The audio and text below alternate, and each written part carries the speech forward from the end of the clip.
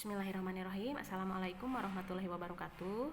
Wilujeng patepang deui dina pangajaran basa Sunda. Dina lowongan ayeuna urang bakal ngabahas ngeunaan materi panata acara atanapi MC.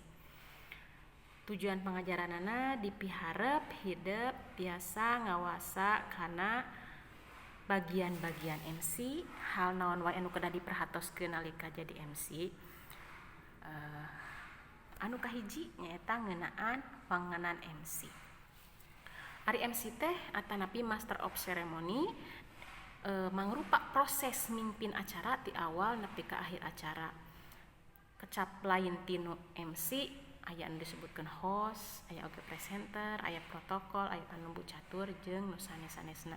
Eta sami sadayana tujuanna pikeun mimpin acara ti awal nepi ka akhir.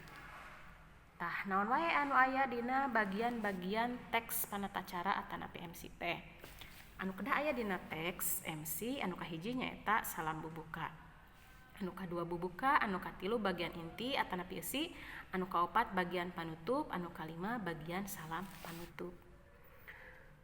Naon anu disebut salam bubuka teh? Salam bubuka eta bagian awal tiasa disebat ku Assalamualaikum warahmatullahi wabarakatuh, tiasa sampurasun. Tiasa wilujeng enjing upami suasanana enjing-enjing, tiasa nyebatkeun wilujeng siang upami waktuna nuju siang, wilujeng sonten upami waktuna sore, wilujeng wengi upami waktuna wengi atanapi malam. Eta dina salam bubuka. Anu kadua nyaeta bagian bubuka. Bagian bubuka dina MC anu kahiji nyaeta nyapa. Nyapa teh misalkeun urang aya acara di sakola.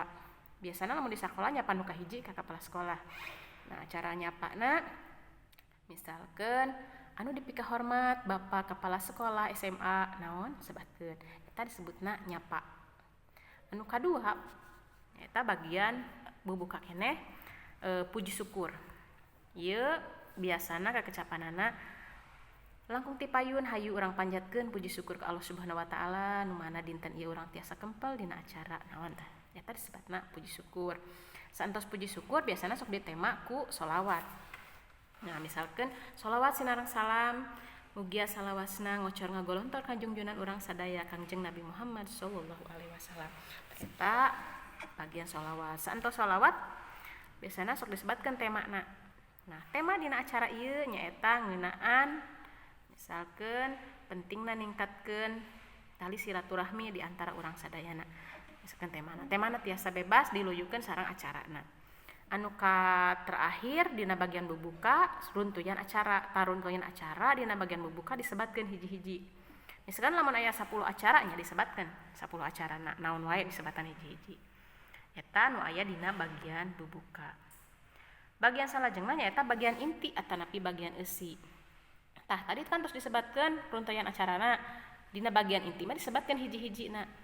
Acara kahiji naon. Nah, biasana lamun tos nyebatkeun runtuyan acara anu tadi langsung di tema ku supados teu nyangkolong kana waktos hayu urang buka ieu acara kumaoskeun basmalah sasarengan bismillahirrahmanirrahim. Eta teh ayana di bagian inti.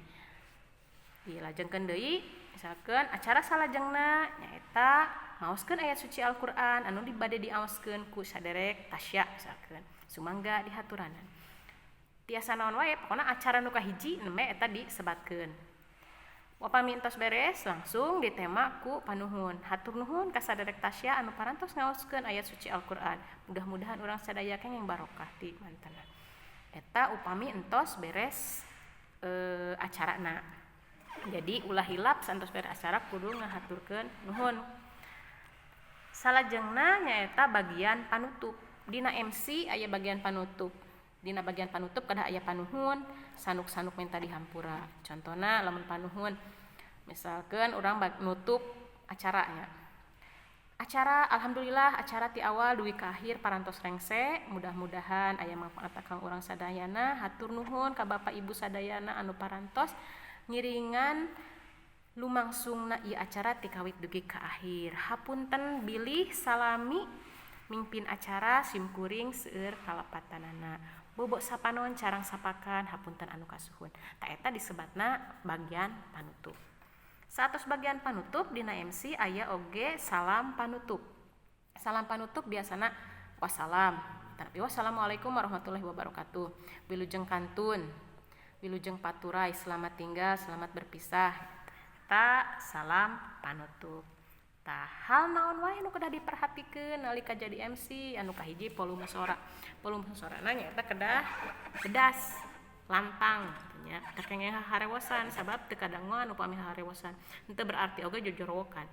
Anu kadua nyaeta lentong, intonasi. Jadi entong dari teu gue. Assalamualaikum warahmatullahi wabarakatuh. Tah tong kitu. Jadi lentongna kedah diperhatoskeun. Anu katilu rengkuh atanapi gerakan awak urang. Gerakan awak urang misalkan dinalika nyapa tingali jalmina aya saha jalmina misalkan anu dipika hormat bapak kepala sekolah tingali jalmina bari ngangguk eta disebutna rengkuh.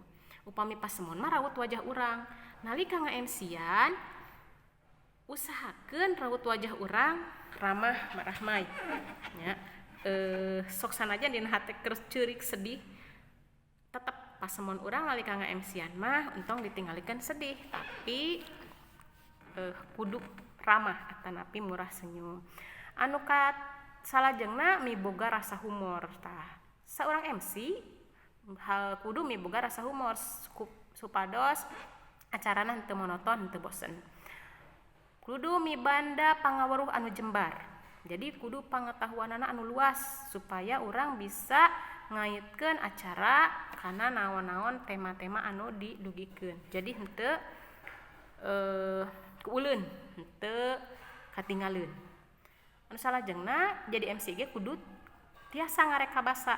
Ngareka basa teh contona alhamdulillah urang tiasa riung mungpulung patepung lawung paamprok jonghok dina ieu tempat eta teh ngareka basa. Atanapi nu tadi dina panutup bobo sapanon carang sapakan sakitu nu kapihatur eta saperti eta disebutna ngareka basa. Tah eta anu kedah diperhatikeun nalika urang nga-MC-an. Sakitu padaran MC dinten ayeuna mudah-mudahan aya di mangpaatna kang urang sadaya. Wassalamualaikum warahmatullahi wabarakatuh.